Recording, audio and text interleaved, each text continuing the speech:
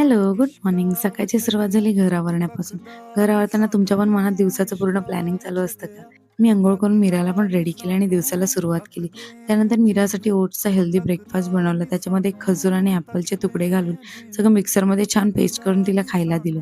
मग आमच्यासाठी मसाला डोसा बनवायचा होता. त्याचं पण प्रिपरेशन केलं आणि ब्रेकफास्ट करून घेतला. खूप छान झाला होता डोसा. त्याच्यासोबत मी चटणी पण बनवली होती.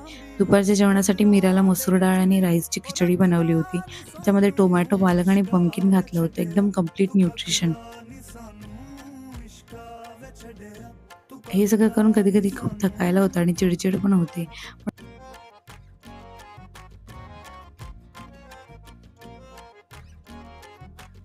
नंतर आईस्क्रीम खाल्ली. ती एवढी बकवास होती, अजिबात टेस्ट नव्हती तिला. शेवटी एक कप चहा पिल्यावर बरं वाटलं. नंतर संध्याकाळी मीरासाठी सेरेलॅक बनवून घेतलं.